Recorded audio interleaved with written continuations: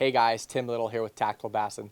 Lately we've been getting a lot of requests for a video on bank fishing, on shore fishing. So this is actually one of my favorite topics. I grew up walking around fishing ponds, and I didn't really get into a bass boat until just maybe 8-10 years ago. So got a lot of experience walking around, hiking the shoreline and throwing some baits and sticking some fish. So today I want to do a video on my top 5 summer bank fishing baits. So what I'm going to do, I'm going to go through the baits. I'll show you the ones I like, why I like them, and then we'll head over to the lake and we'll do some walking around and try and stick a fish or two. So summertime, you know, that you get a lot of grass in the water, a lot of surface grass. So it's really hard to beat a frog. You know, a frog is one of my favorite baits to throw anytime in the summer, but especially from the shore. You know, you're fishing through tules, you're fishing over grass, you're fishing through a lot of structure. So the frog, you can sit there and flip it into holes in the tules or grass and work it really slow and really tempt those fish into you know, striking the bait. So frog, one of my favorites. Next bait for me is a buzzbait. You know, from shore, you can throw it out there, you can cover a lot of water. You could pick, you know, if you're fishing from a point or whatever, you could pick that point apart with the buzzbait. You can cover a lot of water and see where the fish are coming, and then maybe you can go back and slow down with your frog. But buzzbait's hard to beat. You can cover a lot of water and figure out where those fish are at in your pond or lake or wherever you're fishing. We'll go with this guy. I usually always start with top water because it's a visual thing. You can see the fish reacting to the bait. You can see them exploding on the bait. You can see the wakes to the bait. You know, they show themselves to you. So I usually start with the top water, and then if I need to slow down, I'll go into a Texas rigged worm. You know, this is just a 3/8 ounce tungsten head. This is a 10.5-inch zoom old monster. You can pick your favorite plastic, but I like throwing the bigger baits. I like throwing the bigger worms, like the big Hags Tornado, a 7-inch Senko, a 10-inch power worm. But you guys can play around with that. But a Texas red bait is really hard to beat if you're going to slow down. You know, you can fish it through all the grass, you can fish it through all the cover, the slop, and really work that bait slowly and try and get those baits, the fish to commit to the bait. My next bait is going to be a Texas rigged Cinco. I normally throw a Wacky Rig Cinco if I'm fishing in a reservoir or deeper water, but when you're fishing from the shore, again, you're trying to cast out and you're fishing through a lot of structure, a lot of grass. In the summertime, I'll rig it weedless Texas rig. And the Senko is awesome because you can throw it out there, it's weightless. So it falls really slow, and it's one of my favorite baits to fish from shore in the grass. Last but not least is a jig. This is a 3/4 ounce flipping jig from Dirty Jigs. This is, I believe, NorCal Craw, the color. It's just a real red color jig. I actually put a Bloody Mary beaver on it to add more red to it. You know, the crawdads over here, you know, Clear Lake and surrounding lakes and stuff are bright red in the summertime. So, you know, match the hatch. So this is a great bait if you're fishing. So you're walking the shoreline and say you go over to the dam on whatever lake you're fishing, deeper water, you can throw it out there and work maybe a rock pile or the riprap that's along the dam. But a jig is really hard to beat in the summertime too. You know that a lot of fish are feeding on crawdads, and this is a great representation of a crawdad bait. So again, a frog, you can slow down, throw the top water, you can fish it over heavy cover. A buzzbait, you can cover a lot of water, you can fish it a little bit over grass, but you can try a horny toad too if you don't want to go with the blades in the grass.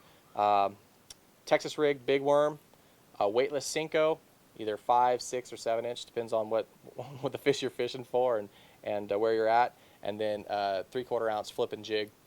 So what we're going to do now, I'm going to load up the camera. We're going to go to a lake, and I'm going to go start fishing from the shoreline and hopefully stick some fish. So let's go out. All right, made it to the lake. First things, yesterday it was like 101, 102. Now it's 65 degrees. I feel like I need a sweatshirt. Cloudy and rainy. Might put a little damper on things, but we'll try it out. You know, one of the things I forgot to mention earlier back at the lake was You know, when you're walking the shore, you have a chance to stick a real toad. You know, there's no electronics, there's no trolling motor, there's no big motor in the water spooking these fish. You could really sneak up on these big dogs and potentially stick a, you know, a fish of a lifetime. So there's a lot of benefits to hoofing it and walking the bank. So we're gonna go out there and give it a go. Hopefully this doesn't put too much of a damper on it. So I don't know if I mentioned it before, but when you're walking the shorelines of these bodies of water, make sure that you're wearing the right equipment. Make sure you're wearing pants, you know, good boots. So many times I've been walking trails and stuff and come upon rattlesnakes and stuff, so you wanna look out for that. Also, a few things to bring a backpack. Makes it easier carrying your gear. What else? Water, make sure you bring lots of fluids. Sometimes it's hot, you don't want to be stuck out there and have nothing to drink. Also, let's, what else? Oh, scissors, pliers. But let's get out there and give this a whirl. So right off the bat, I'm going to throw, I think, a topwater rod. Instead of throwing a buzzbait, I'm going to throw an actual Whopper Plopper.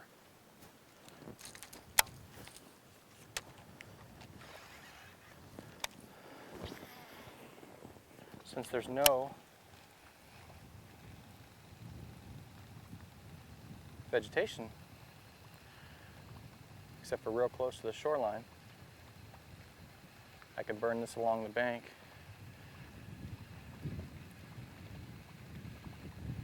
Gives a little bit different sound, a little different presentation than a buzzbait.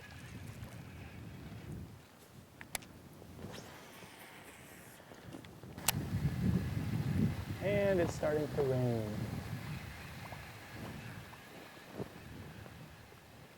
Looking across the lake, there's definitely some grass mats, some nice tule points.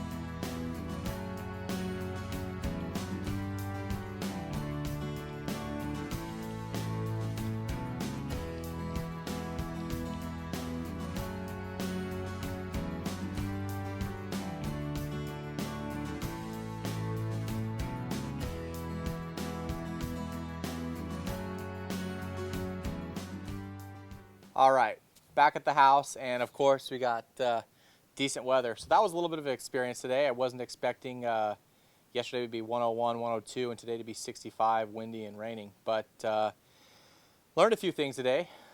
First thing I learned is always check the weather before you go fishing, even if you're just going out to shoot a video. Second thing, always wear a long sleeve shirt when you're walking the bank. I don't know how much poison oak I'm gonna get, but I'm pretty sure I touched a lot of it. And the third thing, always bring a waterproof case with a GoPro, even if it was 100 degrees yesterday. Never know when it's gonna rain. So yeah, unfortunately, it started pouring rain. Couldn't really use the camera anymore. I didn't bring a waterproof case, but the fishing wasn't very good.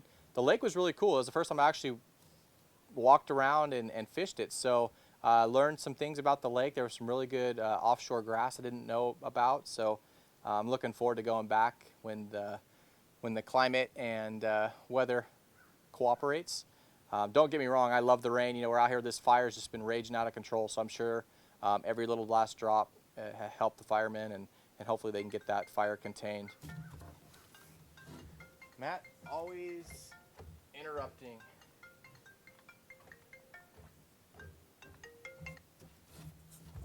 Trying to film. Hey. I'll call you later. All right. Bye. Fourth thing I learned today, put your cell phone on silent when you're filming a video.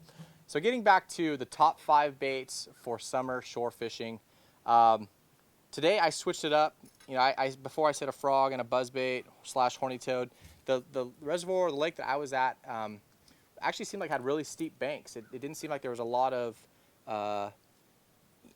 grass close to shore. It was all it was really tight to shore, but then it was super deep. So I actually switched it up and went with the River Sea Whopper Plopper.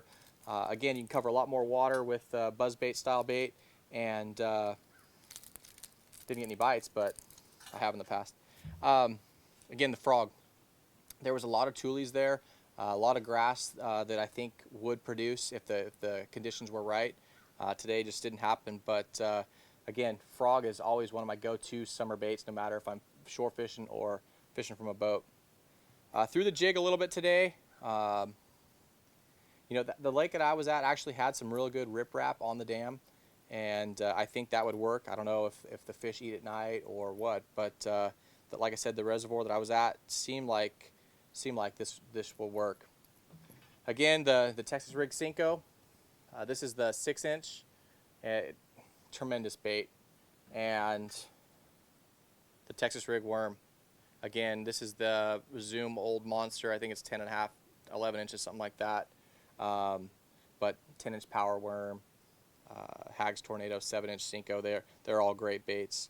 So anyways, yeah, today was a little bit of a challenge. I wanted to go out and shoot a shore fishing video for you guys. I love doing it. Like I said, that's how I grew up fishing. And you know, today didn't whack them at all, but it was fishing, so it was a good day. You guys like this video? Remember, hit the like button, subscribe to our channel. Matt and I, we try and do a video every week. Remember to check out our website, Tacticalbassin.com. We have a write-up for every video that we do, a more in-depth write-up. It's got interactive links that you can click on. It goes right to Tackle Warehouse, and you don't have to Google or search for the baits that we're talking about.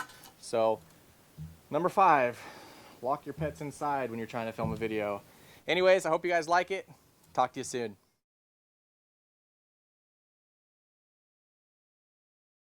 As hard as you can. So it's hard for a lot of guys to transition from that powerful hook set, heavy braided line, down to just a really finesse movement to get the frog to walk, but that's so important. So for me, I like a shorter rod. I generally use a 7'3" to a 7'6". For me, that's a short rod. For other people, they might want a 7-footer or something else, but a 7'3" seems to be perfect.